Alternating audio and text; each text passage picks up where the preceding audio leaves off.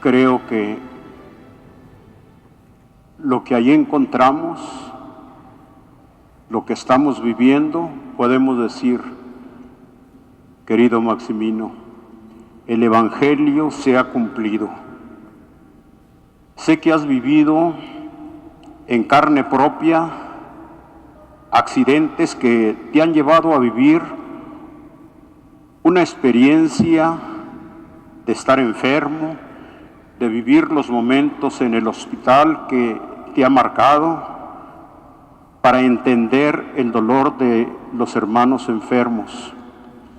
Has vivido la pobreza de tu amada diócesis de Ciudad Altamirano y como consecuencia de esa pobreza, el hambre, junto con el temor, la angustia y la desolación en tierra caliente por los secuestros, los muertos, inclusive sacerdotes, y tanta violencia que ha obligado a muchos a emigrar. Considero que todo esto te ha forjado como obispo en el dolor y en el silencio, para comprender mejor al pueblo pobre que no tiene voz ni recursos. Que toda esta experiencia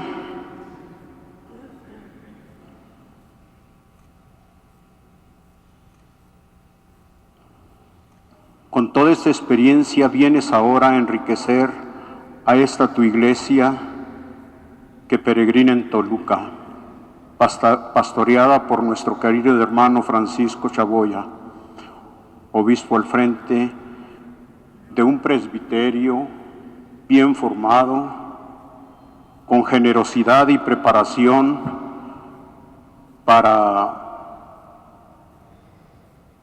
la misión,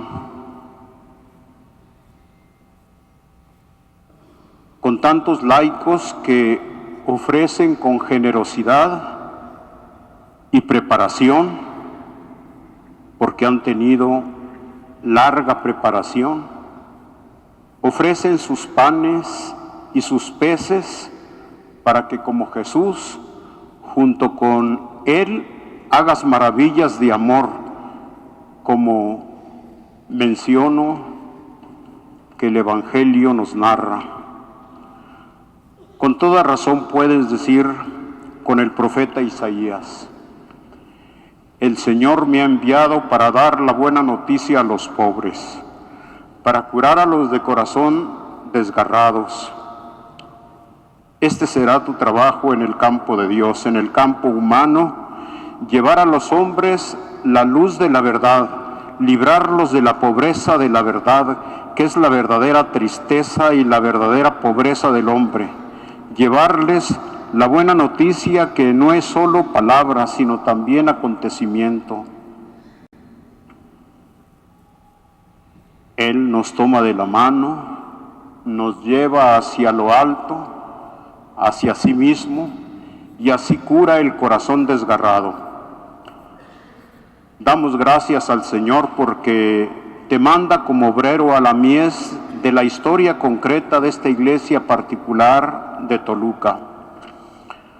Aunque pueda parecer para que muchos de los hombres de hoy han dado la espalda a Dios y consideran que la fe es algo del pasado, existe el anhelo, y lo vas a constatar continuamente, de que finalmente se establezcan la justicia, el amor, la paz, de que se superen la pobreza y el sufrimiento, de que todos los hombres se encuentren una verdadera alegría. Todo este anhelo está presente en esta querida diócesis, el anhelo hacia lo que es grande, hacia lo que es bueno, es la nostalgia del Redentor, de Dios mismo, incluso donde se le niega. Precisamente en esta hora, el trabajo en el campo de Dios es muy urgente y decisivo. En la iglesia primitiva, como en la iglesia de hoy, San Lucas nos señala los 4 fundamentos de la iglesia de Jesucristo. Perseveraban en la enseñanza de los apóstoles, en la comunión, en la fracción del pan y en las oraciones. En estos 4 elementos básicos del ser de la iglesia está descrita también la tarea esencial de nosotros los pastores. Los 4 elementos están unidos mediante la expresión perseveraban.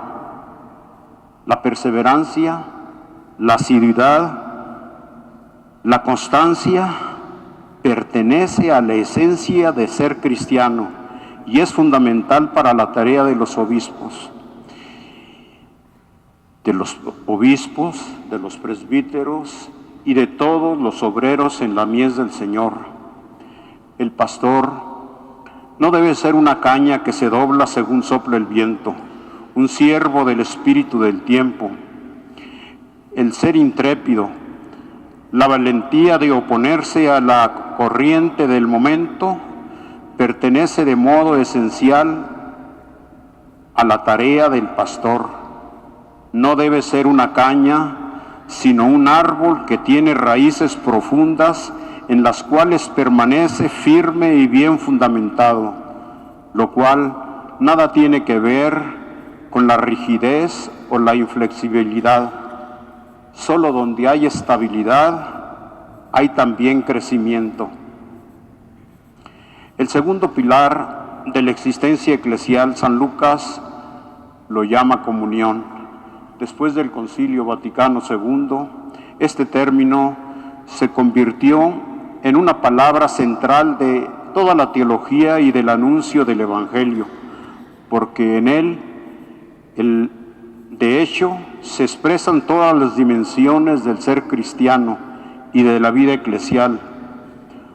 Una primera definición de comunión nos la da San Juan al comienzo de su primera carta.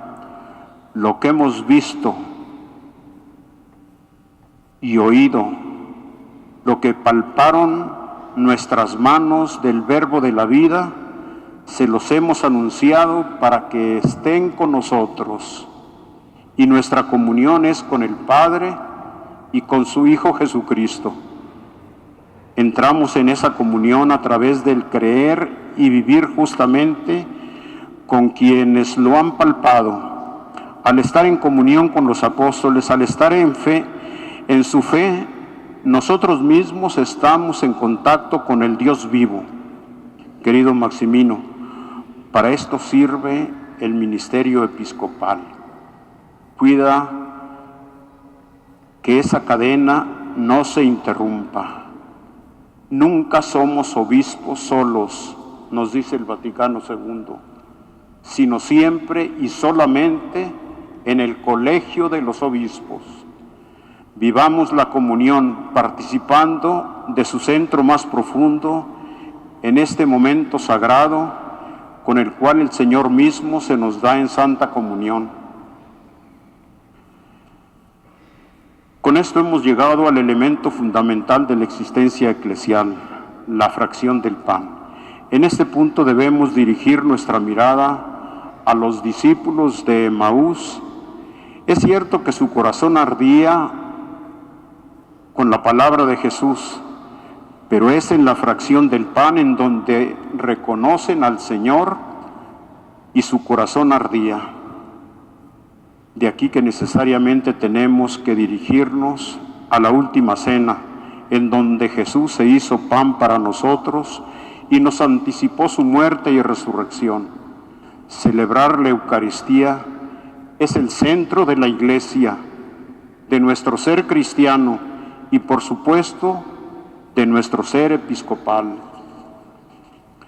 Como consecuencia lógica, San Lucas menciona como pilar de la existencia cristiana las oraciones, sin decir lo que son, pero por el contexto podemos decir que pone de relieve algo fundamental.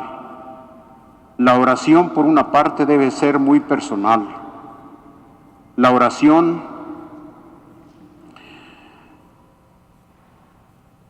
es unirnos en lo más profundo a Dios. Debe ser mi lucha con Él, mi búsqueda con Él, mi agradecimiento a Él, mi alegría con Él, mi fortaleza y mi valentía por Él y para Él. Sin embargo, la oración nunca es solamente algo privado, sino siempre y esencialmente es un nosotros de los hijos de Dios. Solo nosotros nos abre el acceso al Padre, como Jesús nos enseñó a decir, Padre nuestro. Si excluimos a alguien, ya no es oración cristiana. Así, orar, en última instancia, no es una actividad entre otras para un obispo. Recordemos que para los sucesores de los apóstoles, predicar y orar es lo esencial. Para lo demás, administrativo, organizativo, etcétera, buscaron a otros hombres virtuosos, a los diáconos, que tan indispensables son para la edificación de la Iglesia. Felicidades y que tu episcopado aquí sea fecundo siempre.